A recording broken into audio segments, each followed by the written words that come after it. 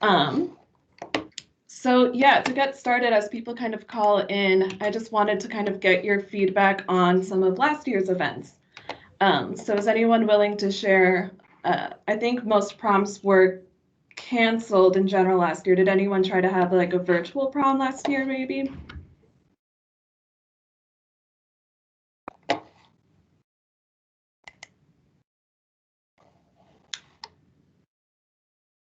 No. I'll chime in here. Can you hear me? Yes. This is Chris Spring. I'm the principal at Medical Lake High School. And we did a I guess you wouldn't call it virtual. It'd be in-person drive-in graduation. And is that what you're wanting to hear about? Yeah, we can hear about that as well. How did that go?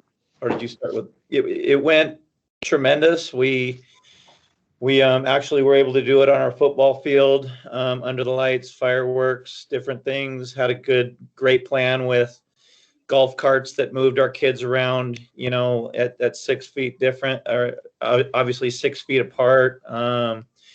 Obviously one vehicle per family. Yeah, I mean, it was awesome. There was video and we actually combined it with our alternative school, which ended up being an awesome experience that we won't let go of for next year. And the stadium was decorated like crazy, and it was quite an event. And everybody obviously was awesome about staying within the guidelines and the expectations. And one graduate obviously per car with their family, but went amazing. It's great. Chris, this is Ray, also from Medical Lake. I wanted to point out that he also had the event live streamed for all the families that couldn't attend in person. Thanks, Ray. Awesome. And how was the feedback from the parents? How did they like the event? Grateful.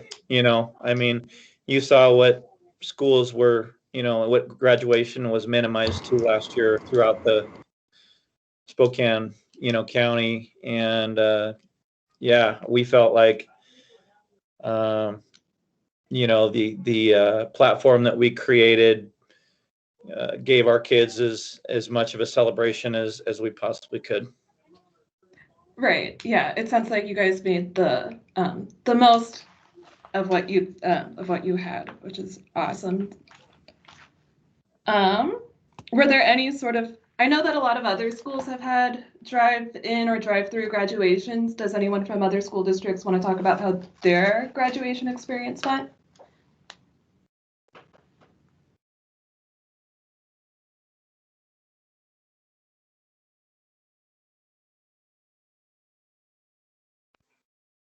I'll speak up. This is Carrie Dinwiddie from Meade. I was a parent last year of a senior graduating, and I'm also a nurse in the Meade School District. But I think at the end of last year, everyone, by the time graduation came around, everyone was grateful to just have something that, we were just grateful to have the drive-through event. We, Mount Spokane and Meade High School did basically drive-through event where each graduate got a car full of their own people, their own family, and drove to the high school, at designated times. And it was just one car after the next, and they would drive by the stage, and the principal was there with a school board member, and they took pictures, and the student got to get out of the car, walk up on the stage, get their diploma and a picture, and then walk off. And it was great for the families, because we all got to be there and see it up close and personal. But for the staff that had to be there all day, it was grueling. And it was a hot day that day. So, I think last year's events were so up in the air that, we were grateful to have something. I think this year can be a lot more thoughtful, that we can prepare for. For sure. And that's what we're trying to do by having this training to kind of get ahead of that. You mentioned that while it was great for parents, it was grueling for staff. Were there any other sort of issues or sort of problems with planning some of these events that came up that maybe weren't quite anticipated?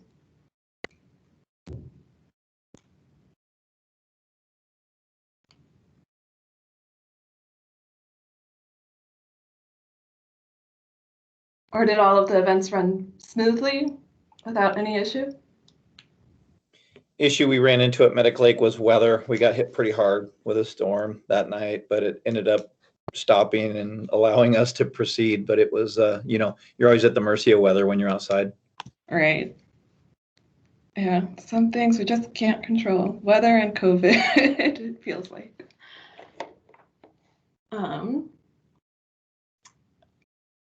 How about the student feedback that you got for any of the events, for things being canceled? People like them better than the traditional model, Kathleen says.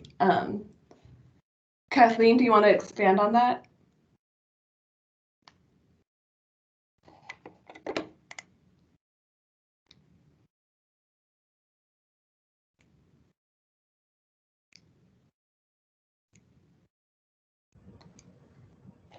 Hey, Veronica, this is Jeff Naslin at Meade High School. Can you hear me? Yes, I can hear you, Jeff. Cool. So if Kathleen wants to share, she can definitely interrupt me at any point. I'm not sure if she wanted to pop in. I do know that based on the feedback we're receiving, and we had a conversation with you guys just the other day, everything went really well last spring. And just like Carrie was saying, it was really well received. People appreciated the efforts. It was smooth. We are receiving lots of feedback, though, that our folks would love to get to more of a cohesive celebration, that it is more of a socially distanced gathering if possible. So I think they liked the idea of what we were able to pull off. We did the drive-through graduation, but the unity and just to be able to get together as a class is something that we're hearing lots of people want to value, and we're hearing lots of feedback. They'd love to do that at our stadium, specifically in Meade, and hoping that some of our next guidance from the governor includes a larger capacity to do so than the current 200. Okay, yeah, so what I'm hearing is it went great, but if there was just a way for people to kind of enjoy that experience more together instead of alone together, that would be better. Has anyone else received any sort of feedback from parents or students on what they want this year's events to look like?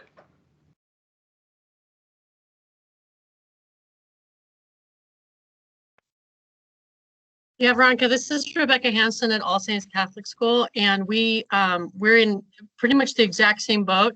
We did a drive-through graduation for our 8th graders last year, and it was very well received. But just as was previously said, our families really want to be able to bring in, extended family for like an outdoor event that would probably end up being over 200. So we're in the same boat. All right. This is Christine, and my son graduated from District 81, and they too had the drive-through, and his grandparents were in the car, and that was super. From a parent perspective, it didn't go on all day, our little portion of it. And then later, not that day, but later they had the closed caption. They had made the graduation video. And so a handful of his friends were at the house, and we watched it together. And it was actually better than a whole large group, because they were able to talk out and, reminisce. And it was really actually very special. They did miss the whole graduation pomp and circumstance kind of a thing. Some of the friends did, not everybody, but from a parent perspective, I thought it was very well done. And it was, it was in a time that we needed some change, but it was very intimate, and it was very focused on my son specifically during my time with him. And I really appreciated that. So that's what I can offer. Great, thanks for sharing. Yeah, while we do get rid of the pomp and circumstance, people kind of lose the ceremonial aspect of it. There are benefits to it, like you don't have to wait around for the names all day long. And you do have the more intimate options. That's great. There are a couple of comments in the chat box that I'll read out. Allison Ramsey says, our students want to be together, even if that means no parents. So for St. George's School, they were able to do parents and students in phase 2 outside, or they are able to do parents and students in phase 2 outside. And Allison Hahn from Cheney says, video graduation spread over many days of filming, then all spliced together. Also drive-through parade celebration. The parents and students were receptive to the event and what they could pull off in that short period of time. And again, like I'm hearing from a lot of the school districts, they want something in person. Yeah, and the student, Carrie Dinwiddie's student and his friends just wanted something to do together. Yeah, and then there were some people that do like the outside event better than the traditional model. So it does seem like the common trends are that people can, the benefit of it is that it's more intimate, but people would like to have that shared experience with more people in a way and kind of have that more uniform experience is what I'm hearing. I have a couple more minutes before I want to move on to the rest of the presentation. I just wanted to know what your prom sizes usually are, like how big are they normally? I'm assuming it varies, of course, school by school, but how big do you usually anticipate them to be?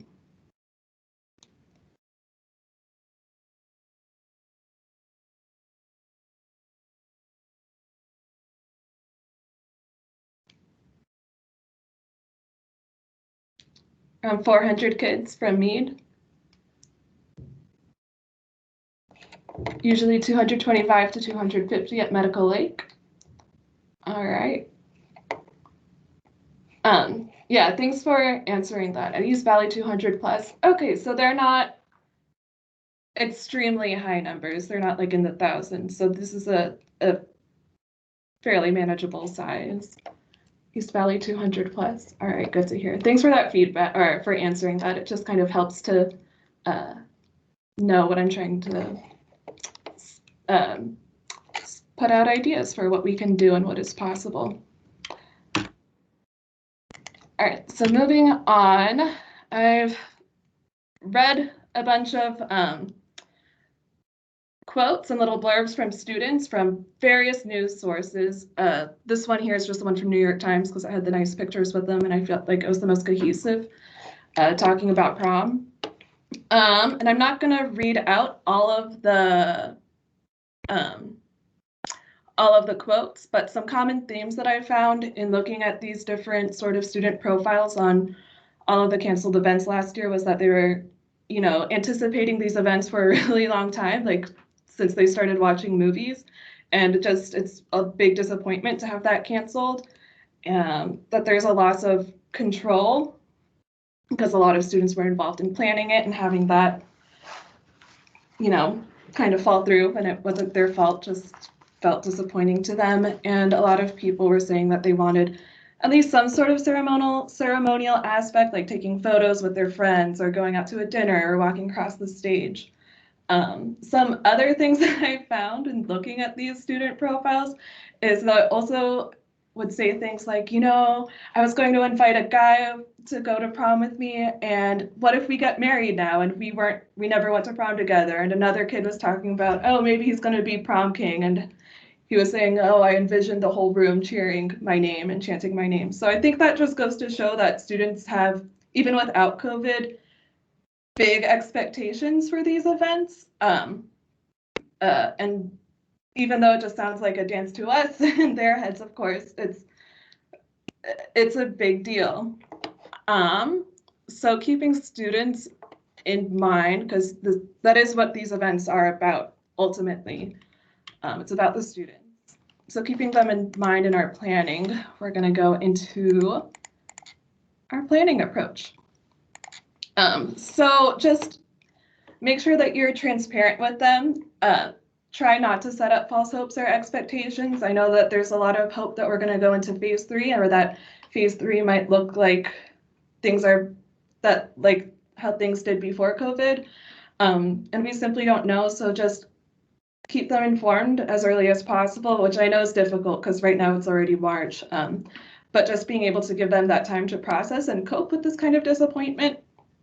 I also really am a huge advocate for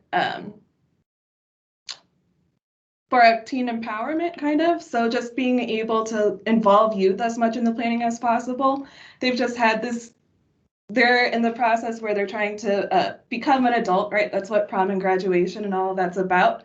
And COVID kind of threw a wrench in everything. So trying to give back some sort of control or make them feel a little bit more like adult. You don't have to give them the full reins, of course, on it, but have them involved in like planning a playlist, designing masks, or creating the signs that show to like socially distance, or the stickers that say stand here. Any sort of involvement, I think, will help them be more excited about what happens, even if it's not the huge thing that they want it to be.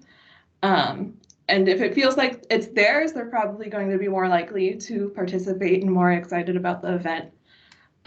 Because I can tell them what a safe prom or graduation is going to be and plan everything out for them. But if they think it's lame, they're not going to want to go. So I think youth voice is very important in this. And messaging and framing, I think, are also important to kind of help get rid of that disappointment. So there is the potential to have things be a little bit more in person, especially now in phase 2. I think someone earlier in the chat box mentioned how with phase 2, they're able to plan to have parents and students outside. So those are definitely possibilities, but we also, and if we do go into phase 3, there might be more possibilities. So we want to kind of make that as add-on benefits if case counts are low, instead of saying this is what the event's going to look like and then canceling it because the future didn't plan out the way we hoped it would. So hopefully we're going to go through some ways to plan flexibly, and that will help with that as well, to just kind of have all these different additions to it rather than a full promise of a full-blown event that is then taken away from them. So how can we, the big question everyone is asking, what can we expect for COVID? When can we go into phase 3? So of course, there's vaccines now, so that makes things look pretty good. Our numbers are fairly stable, but there are new variants coming up that are more easily transmissible. And now that things are open up in phase 2, there's more people moving around, more interactions. So I feel like COVID is definitely going to be here to stay. We're not going to go back to 100% normal, but things might open up. So some other things to consider with planning is timing. If you want to have like a bigger prom, or to have some sort of in-person prom, you might want to time it a little bit further ahead of graduation, just in case there are any outbreaks. Hey, I just want to let you know that I'll be ready from like 3 o'clock on. You won't be able to box with me because I'm doing a Zoom. Thank you. So you're going to want to make sure that you time it appropriately so that you can kind of recover from an outbreak if there is one that unfortunately happens during an in-person prom or from like an after party that students had planned. Or you might want to try to make your graduation option a little less in person if you want to have a bigger prom event or other senior events. Also to keep in mind, these are huge milestone events for students. As I said, sometimes their expectations of these events are bigger than reality, even without COVID. And so they might be willing to bend the rules to participate. So that's just something to keep in mind when you're planning things. So to help things be more flexible, it would help to have a fail-safe plan. Even if schools enter level 3, it's just good to have that backup option. And virtual options should always be offered regardless, because COVID's still around. There might be quarantined or ill students. And if we don't have a virtual option for them, they might be more likely to try to sneak into an in-person option, which would not be great. And it also allows family members to watch remotely. That's great for families who maybe, don't want to pay money to for like a flight into a different state to watch graduation, or for people with really large families that want to watch. There's just a lot of benefits to having that option, like a live stream. So with having that as a base, you can then add on some ceremonial components that are low risk. So like the drive-through graduations, having a red carpet for prom so students can have photos dressed up.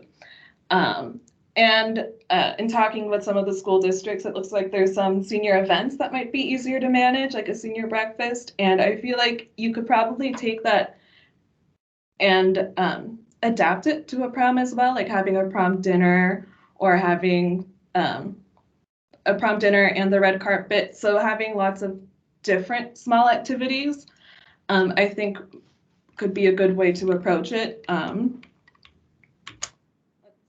What would events look like? So with our current phase 2 guidelines, we are able to have spectators and participants. So it would be possible to have groups of people up to, and you guys are familiar with the phase 2 guidance, I know, up to 200 people or 25% capacity, whichever is less. So having that done for graduation definitely seems feasible.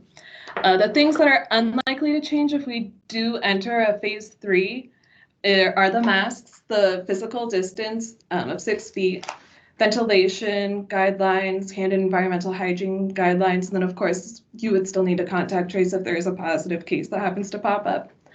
And the only things that might change within the phase 3 guidance are the number of spectators and the number of participants. So right now, under some phase 2 event guidelines, there are groups that are allowed to be together. Right now, the restriction's under 2 households. But in the future, we might see groups of maybe 6 being allowed, but not with that household restrictions.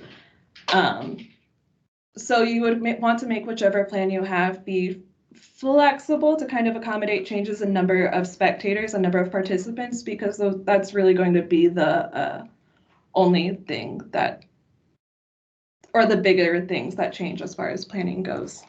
And as someone mentioned, they were hit with bad weather, so having plans for indoor and outdoor is also good. Basically, it's just have a bunch of contingency plans or make your plans as flexible as possible.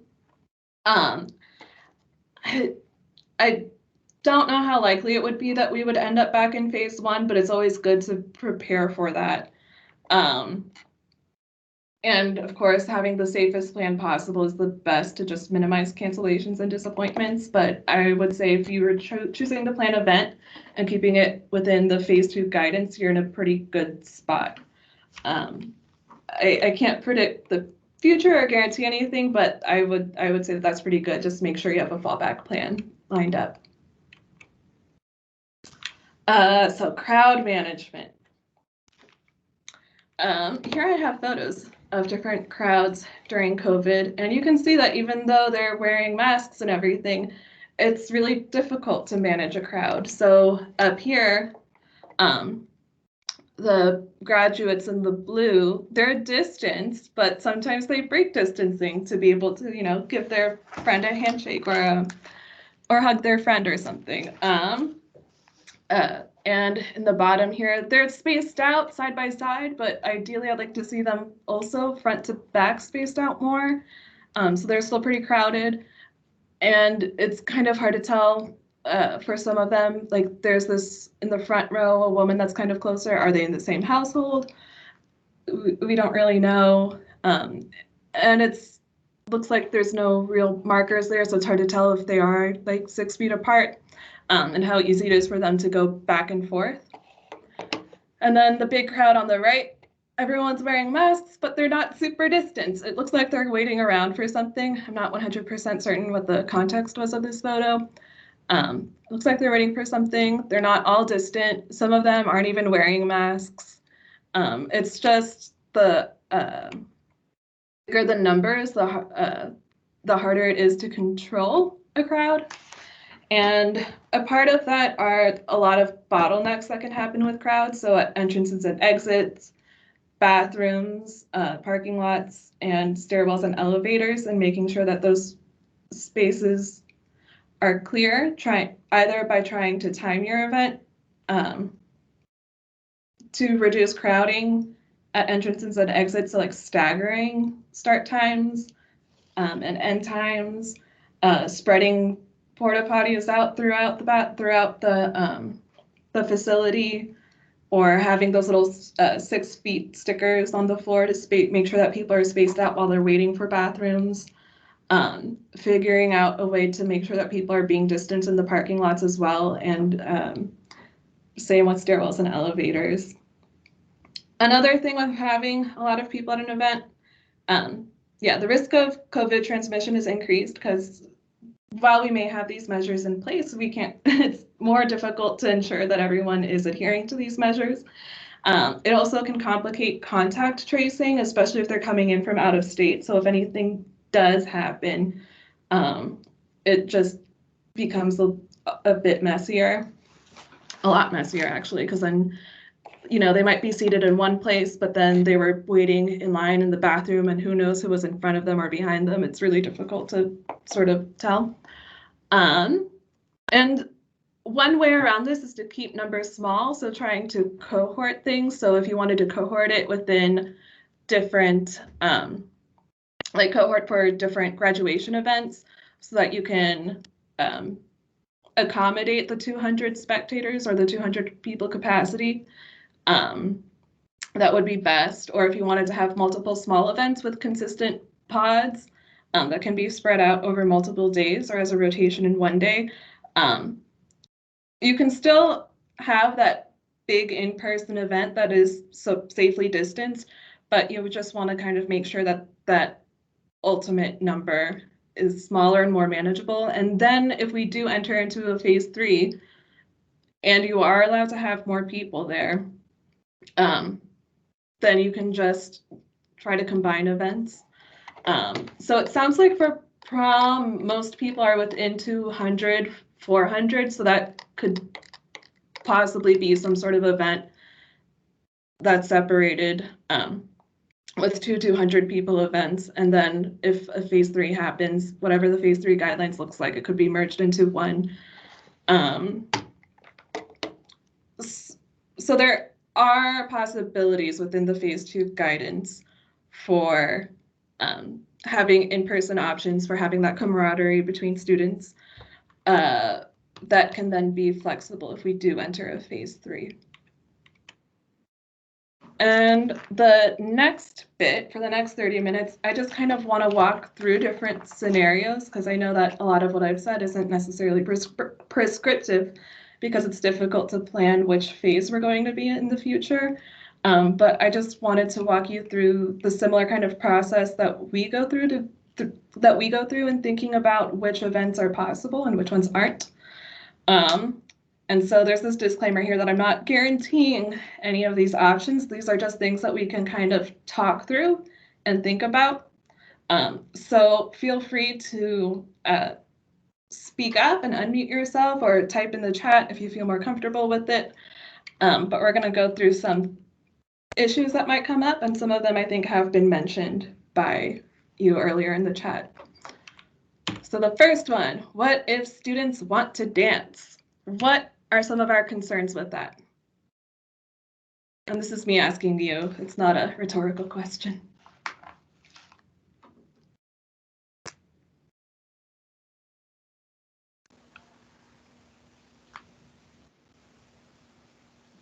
Proximity issues? Mm-hmm.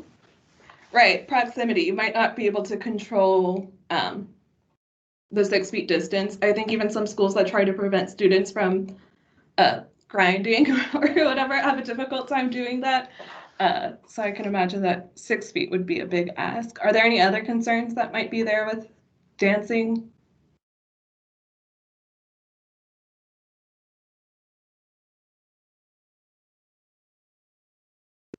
Are you breathing a lot when you dance? It's kind of an intense physical activity, right? So maintaining the 6 feet distance, and it's more intense than being sedentary. It is a physical activity. So 6 feet also probably isn't enough distance. So what are some ways that we can address the 6 feet distance thing? How can we try to adapt this to try to enable students to dance?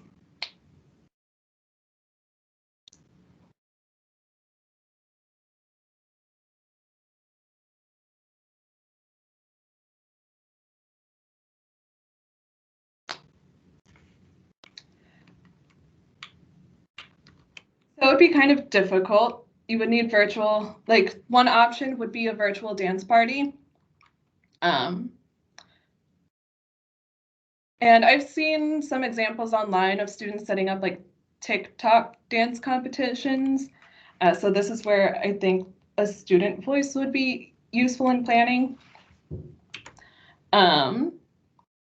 Another option could be outdoor venues with small pods. Right now, under the governor's guidance,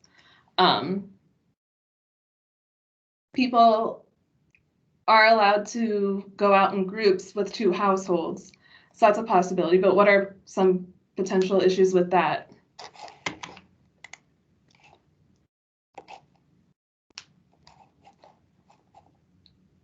If we allow people to dance in a house, like in groups of 2 households, what could be some issues? Feel free to type it in the chat as well if you don't feel comfortable speaking it.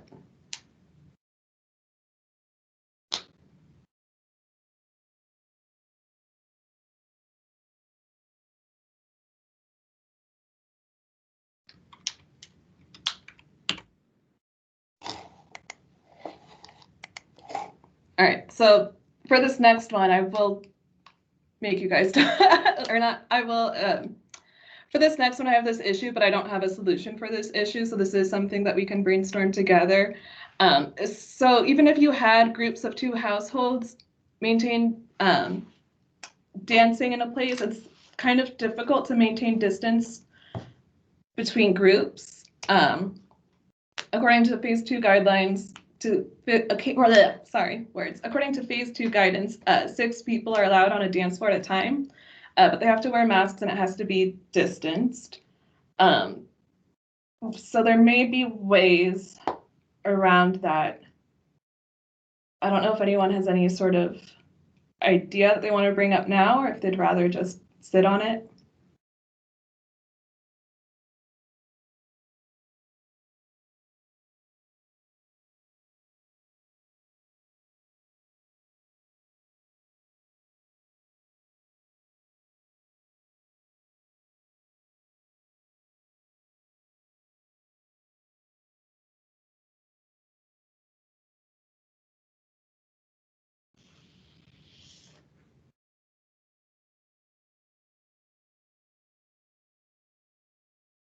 So I've been thinking, if 6 people are allowed on a dance floor at a time, could you maybe have like a rotation? Oh, sorry. Does it specify how big the dance floor is? Can it be on a grid-like floor? It can be on a grid-like floor. I am not certain if it specifies how big the dance floor is. I think it depends on if it's indoor or outdoor. I think as long as you're able to have,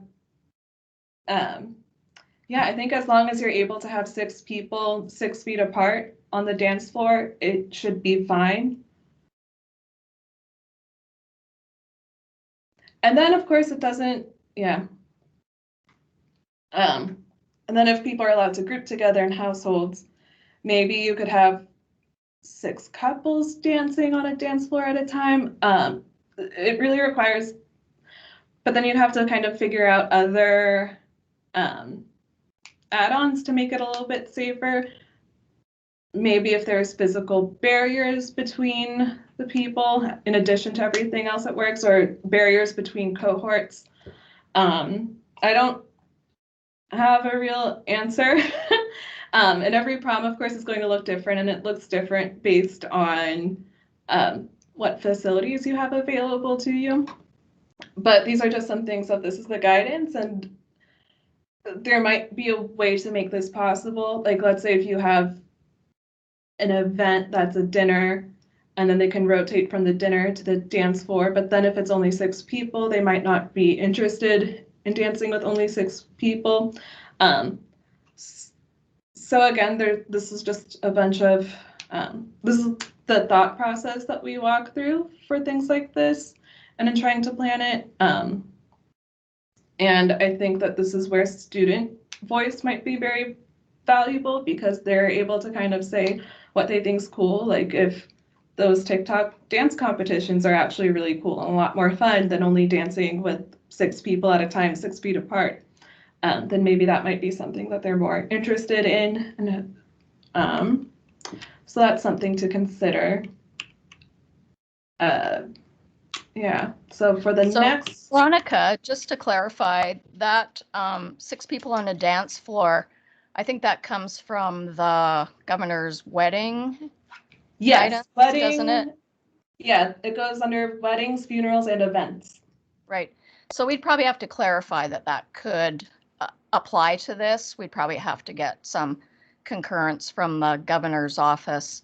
Just wanted to make that point, because that's not in like the graduation, the current DOH graduation guidance. So, Right. Which we're waiting for an update on that, hopefully. Right, and hopefully that comes soon. We have tried to bring it up to DOH, and hopefully they can escalate that. But we'll see. Yeah, so there's that. And then we're thinking, what if you test students prior to entry for events? Because if you have that layer, then maybe having this event guidance would be more admissible for a graduation or a prom. This is, again, just all hypotheticals. We're just trying to go through the different planning processes as you guys are going to go in to plan your own event. So what are some, I put down approaches, but it's really, what are some considerations that we would still need to do? Even if you test students prior to entry for events, what are some things that you still might have to do?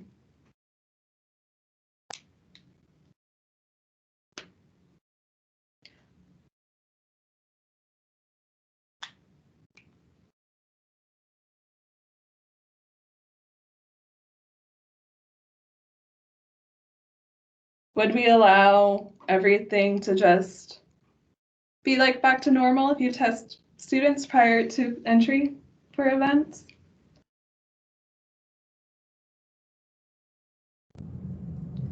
Hey, Veronica, this is Katie Hemrick from East Valley High School. Isn't there some things we're not thinking about? Like, who would even pay for all those tests? And I mean, testing prior to entry seems like it'd be not even an option for the high schools. Yeah, so there are the logistical issues for testing students prior to events. There would be some benefits. I mean, you'd still need to pod students into small groups and distance those groups, and it could provide incentive for students to be more COVID safe in anticipation of that test. So they might think, wow, I probably shouldn't go to that giant party in Idaho because I want to be able to test negative prior to coming to prom. So there are some benefits that might be there, especially when we're in areas that are kind of fuzzy, like things that are allowed in the events guidance that might not be allowed in the prom guide. I'm just thinking through different things.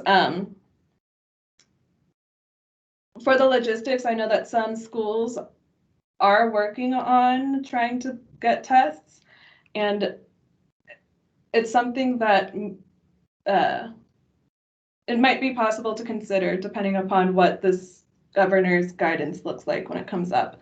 So it's just something to kind of start thinking about. But if you want to also consider this, there are other issues, like what would you do with the positive students? It would be very disappointing for someone to think, yes, I'm going to go to this prom, I'm going to have a great time, and then they arrive and then 2 days before they test positive.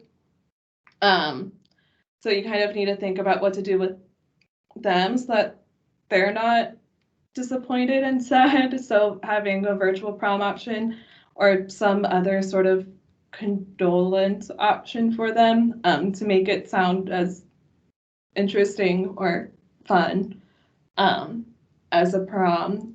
It would have to be something that's in addition to other measures. It's not, providing tests wouldn't be in replacement of all of these different COVID measures. You'd still have to have the 6 feet of distance. The only thing that it might be able to change is the number of households within like within a small group that's allowed to conglomerate. You'd also need to make sure that there's proper education for test results, so that, people understand what exactly it means if they test positive or if they test negative. So those are some considerations with that. All right. The next slide is on what if parents want to invite more family members? What are our potential concerns with this?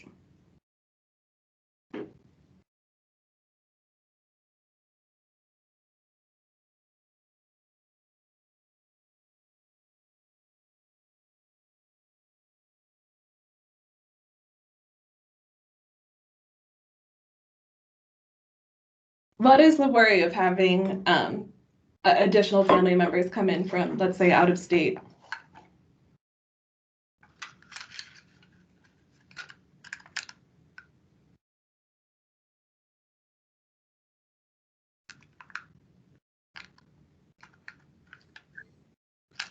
Obviously, we're worried about contact tracing, right? Right. Yeah, that would make contact tracing really messy.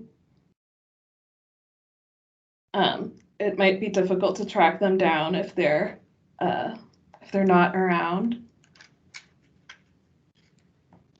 Any other concerns? I guess it kind of goes back to why or the reasoning behind why people are crowd management, for sure. Different community outbreaks. Yeah, transmission of different variants, 100%. All of those are absolutely valid. People not regularly involved in a COVID bubble can introduce new COVID infections and strains, and that's also one of the reasons why we recommend pods for people, like even in athletics. Just the less mixing that you have, the easier or like the less likely a big outbreak's gonna happen. And it's a lot easier to control that outbreak if an outbreak happens. And then also if they pick up something here, they might bring it back to their community at home. And then that is unfortunate, and no one wants that bad press of having someone say, oh, a prom held in Spokane sparked this huge outbreak. So it is important to kind of make sure everything is safe. So what are some ways that we can address this instead of maybe just saying a flat no?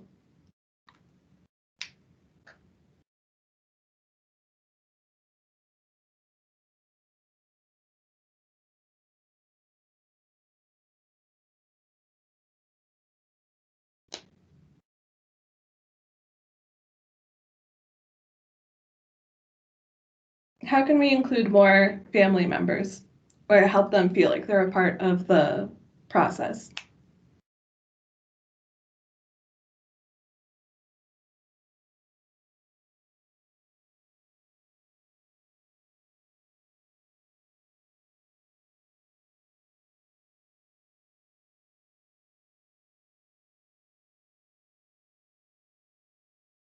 Sending virtual invites, for sure. Live streaming is great. Yeah, that's true. I like Allison Ramsey's point, explain the virtues of seeing it from the comfort of their own homes. Sometimes there are a lot of benefits of having these virtual options, and that you can get, benefits of having these virtual options that you can't necessarily get with an in-person option. So highlighting that, or I think, would be great. An additional one I think I've heard mentioned with some of the drive-throughs or the driving graduations is that one whole household could stay together in their car without interacting with other family members. And that's kind of a great benefit to that option as well. Other ways that you could do it are, of course, limiting the number of spectators, so saying only a certain number for each student. You could ask or require a negative COVID test or proof of vaccination for spectators. That helps make sure that, things are safe. It might contribute to people, changing their behavior to make sure that they get a negative COVID test. And it allows you to, not have to say no, but to add that kind of additional step that they would need, so that it's not so that not everyone comes into the event. It would probably just naturally limit numbers because people might not want to take a test, or they might not have that vaccination. Having a detailed registration for all guests also is a great way to make sure that you can contact trace after, and also it might make people pause before they invite everyone that they know. So those are some ways to make sure that it is to kind of control that a bit. And then the big one is, what if students want an after party? What are our concerns here?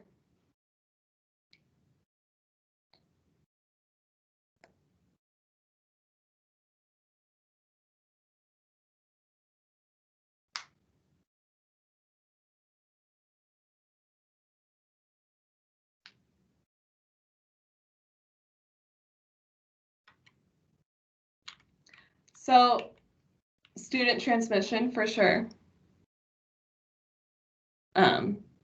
And I think it's always difficult to control an after party for prom. I think that's kind of something that a lot of schools have dealt with regularly with prom planning, trying to make sure that there's a safe option so that there isn't drunk driving and things like that. I'm not sure if there are other ways that schools have handled those concerns in the past, even if they weren't COVID related. No control over the social distancing or other preventative measures for sure. If we have them under our supervision, then it's easier to make sure that they're doing all of those things. But they might, go to an after party and rip off their masks and dance really close. And then all of that work that we've done just kind of it doesn't necessarily go out the window, but it does undermine the hard work of socially distancing these events.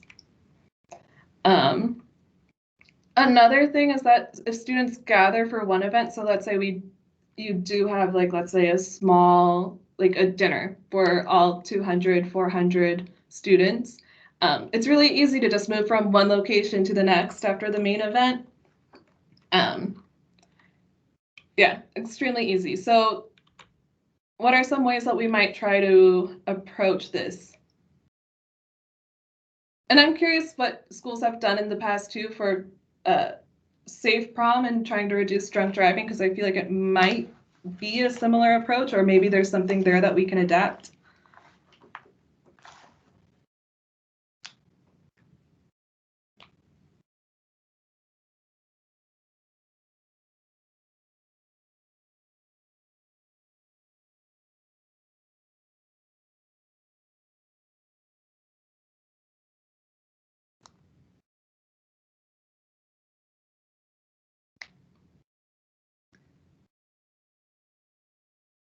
So if it's common for students, or if it's really easy for students to kind of, after this one event, I'll get into a car and go over to Susie's place, let's say, to have this big party, it might behoove us to make it a little more inconvenient for them. And it's also easier to crowd control by staggering start and end times for events. You could also try to time it so that a virtual component falls after the main event. So let's say you have like a dinner or a red carpet photo shoot. You could then have the virtual part after so that they have to go back home to something else.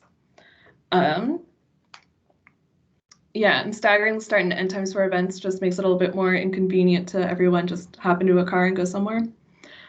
And then you can also send out reminders to parents of what the current phase guidelines are and what is allowed in homes. I think right now under phase 2 households are allowed to get together. But you also want to make sure that you're not too punitive or harsh in your language, because if in case an outbreak does happen that's linked to a private event, we want to make sure that people are honest in saying that they went to a private event and that these are the things that happen. So that's kind of a fine line to toe. Any other questions or thoughts on how this has been on, students having an after party after prom, or how that's been done in the past?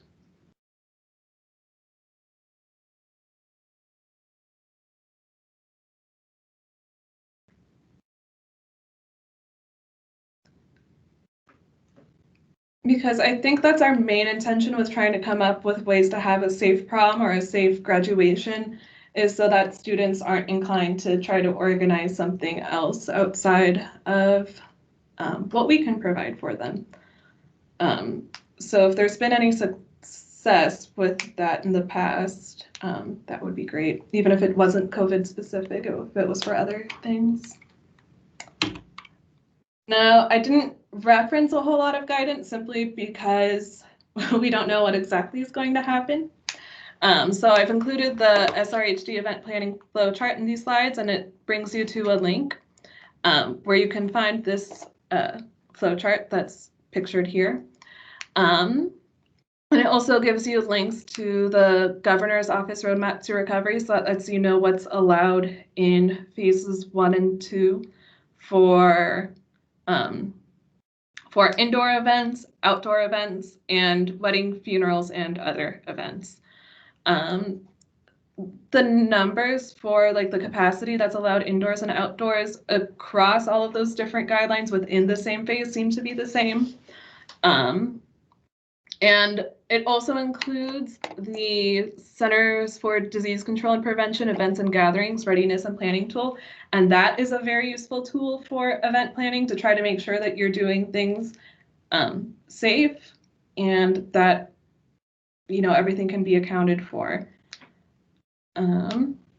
So this is a great resource to go to as you kind of solidify your plans for having an event or, an event. All right, thank you. Are there any questions?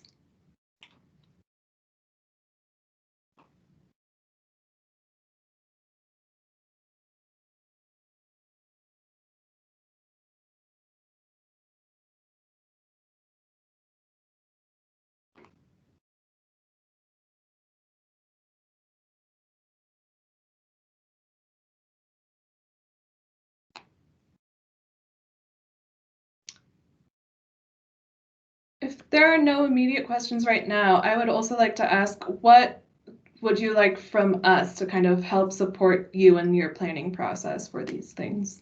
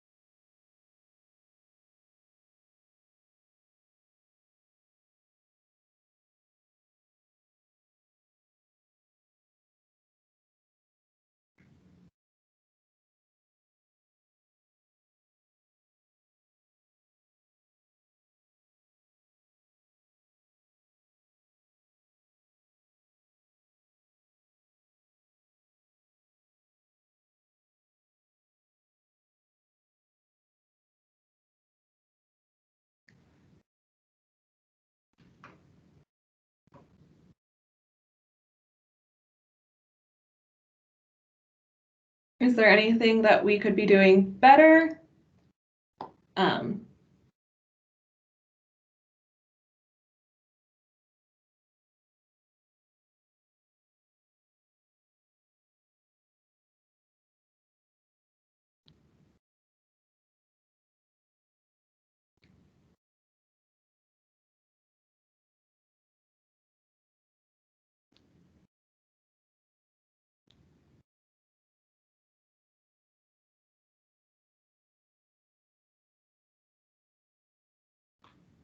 Another follow-up for some schools would be, or for some school districts would be, have you guys started any sort of planning for proms or any of your other events?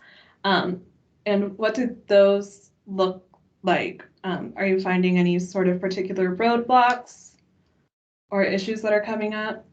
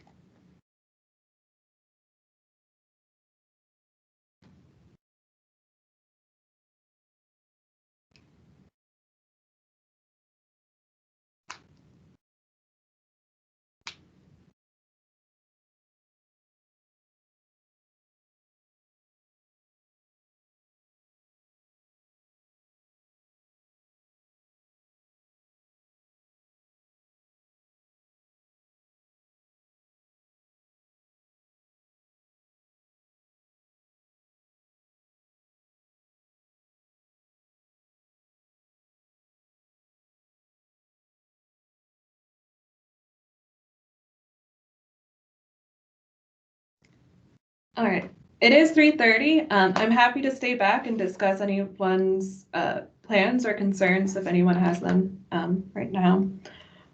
I can hang back for a bit to answer any questions. Okay, and I'm going to go ahead and stop the recording. So just to kind of let you know. All right.